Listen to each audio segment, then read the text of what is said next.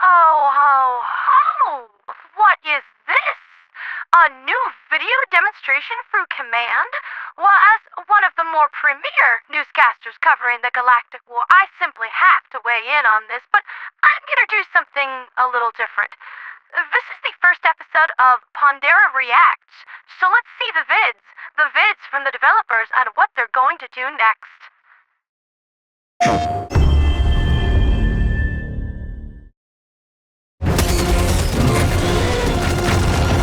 Oh, I like where this is going.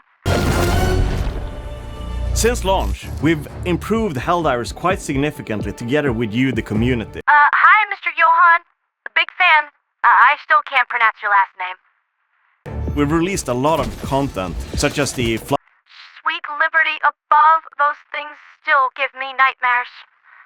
flyers, the TCS missions, the destruction of an entire planet. Good riddance. Viridius sucked and you know it. It just sucks a little more now. This time around, we've got something special prepared for you. It's our first step out of many, where we're gonna expand the game in big, meaningful ways.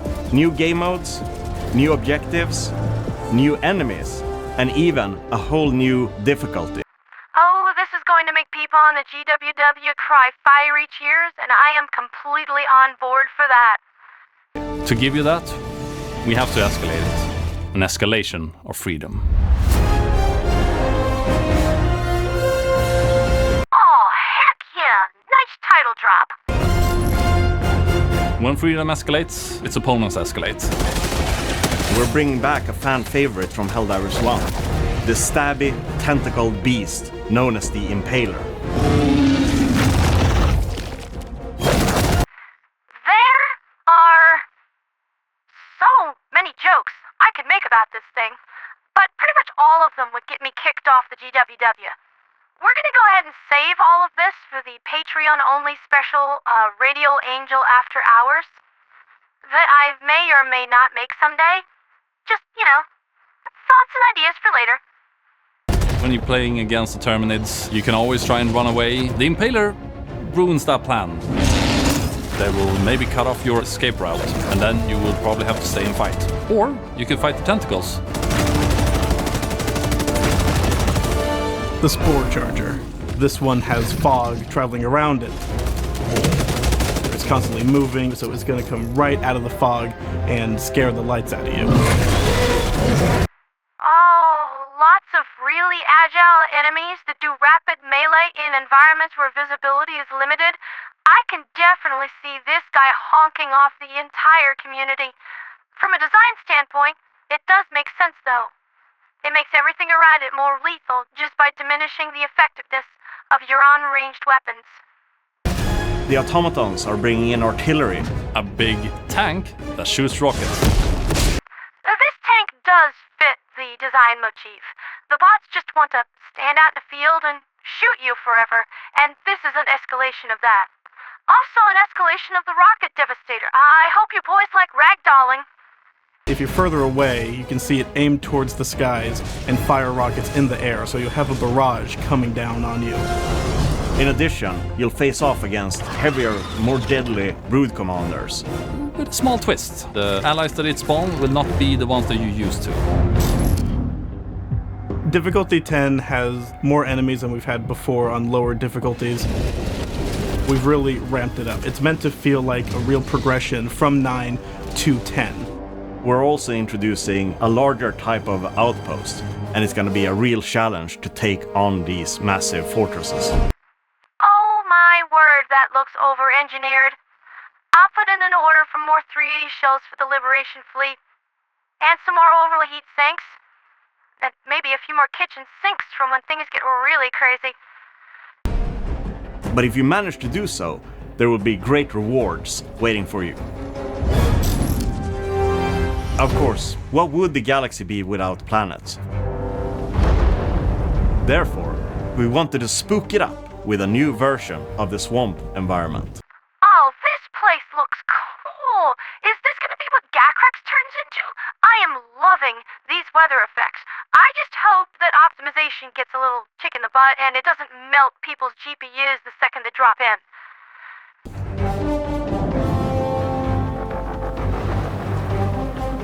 Acid Storm weather effect now comes with a new mechanic. It reduces the armor of enemies and helps. I always thought it was weird that acid plants didn't do something like this prior. But I can definitely see this benefiting divers more than enemies, especially when it comes to heavily armored automaton foes who really stack the durability on. Divers alike. You'll do a lot more damage, but you'll also take more. Oh, so that's how it works. You don't need to shoot the weak spots to take them down. This will make Acid World's very strong choices for defensive plays against bots in the future. I think I kinda like this. More in return, which is just as horrifying as it sounds. In Escalation of Freedom, we have new objectives come in, like the Retrieve Larva mission, where you find this backpack with little crying larvae that you need to reach the extraction with. But you also have to be careful because it's gonna be crying a lot, and you're getting swarmed by more and more Terminids. This sounds like kind of fun to me. When they say more and more, I'm really hoping that they mean like climax of Starship Troopers amounts of bugs.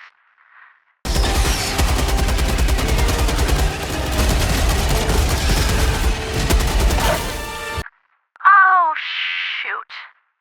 I am going to have to edit that out in post. There has never been a single documented confirmed instance of Helldiver friendly fire, but the Ministry of Truth says so, and you can always trust the Ministry. With the Second Galactic War in full swing, Super Earth is currently battling the automatons and the bugs for control of the Milky Way.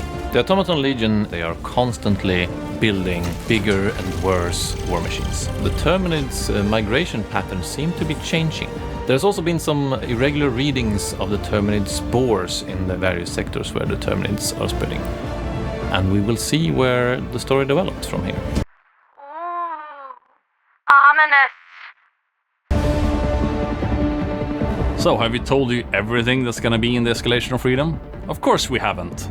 We have many more surprises in store for you. A surprise here and there that you maybe didn't expect. On August 6th, I'm ready to dive, and I hope you are too.